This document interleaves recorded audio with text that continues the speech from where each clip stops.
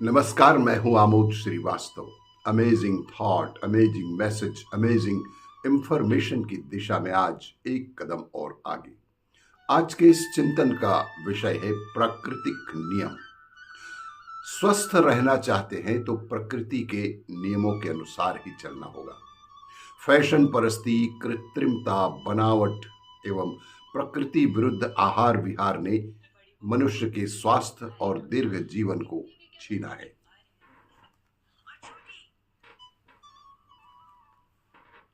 यह क्रम यदि न बदला तो आगामी शताब्दी तक वैसे ही बौने छोटे अल्पजीवी मनुष्य रह जाएंगे, जैसे कि गोस्वामी तुलसीदास जी ने उत्तरकांड में कलयुग के अंत में होने वाले मनुष्यों के संबंध में भविष्यवाणी की है।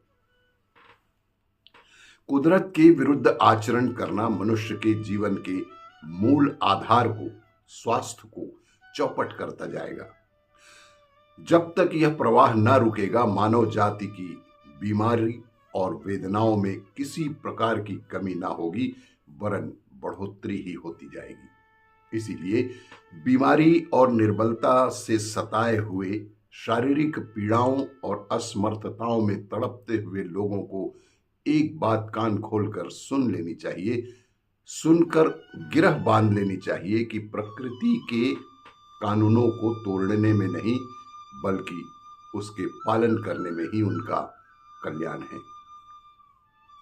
फैशन, कृत्रिमता और भौतिक विज्ञान की चमक दमक का कौतुक कुछ मनोरंजन तो कर सकता है, पर जीवन के सच्चे आनंद में बढ़ोतरी नहीं ही हो सकती।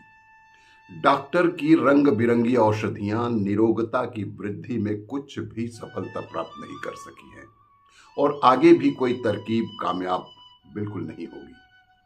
प्रकृति माता से लड़कर नहीं, उसके आज्ञाकारी बालक बनकर ही हम उससे जीवन दान प्राप्त कर सकते हैं। यह ठीक है कि मनुष्य समाज आज ऐसी परिस्थितियों में आ गया है कि प्रकृति रहन सहन, आहार विहार के अनुसार पूर्ण रूप से आचरण करना शक्य नहीं है, परंतु यह भी ठीक है कि जितनी कृत्रिमता की झूठी फैशन, शेखी और चटोरपन के कारण बढ़ा लिया गया है, उसमें बहुत कुछ कमी की जा सकती है।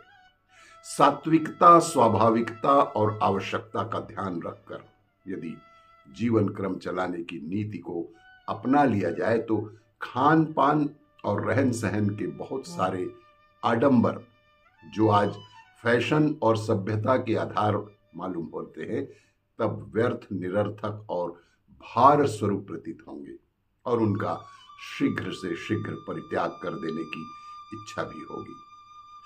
कायाकल्प की इच्छा करने वालों, स्वस्थ और निरोग जीवन की आकांक्षा करने वालों, इस कृत्रिमतामय प्रकृति विरुद्ध आहार विहार से मुंह मोड़ो और पीछे की ओर लौट जाओ। उसी मार्ग को अपनाओ जिसे हमारे पूजनीय पूर्वजों ने अपनाया था। चलो इस बनावटी और तड़क भड़क की कृत्रिमताओं के से पीछे की ओर लौट चलें। चलो सादगी का सरल और निर्दोष जीवन बिताएं।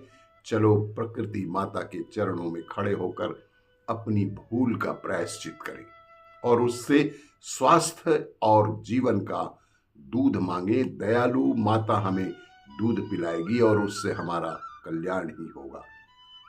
औचित्य, आवश्यकता और जीवन रक्षा को सामने रखकर आहार विहार का क्रम रखा जाए तो बहुत सारी निरर्थक, हानिकारक एवं अप्राकृतिक बात से सहज ही छुटकारा मिल सकता है। इसीलिए जीवन में सदैव ही प्रकृति के नियम के आधार पर ही अपनी दिनचर्या बनाएं और स्वस्थ जीवन जीने की तैयारी करें। आपको ये मेरा वीडियो अच्छा लगे तो लाइक करें, शेयर करें और सब्सक्राइब अवश्य करें। धन्यवाद।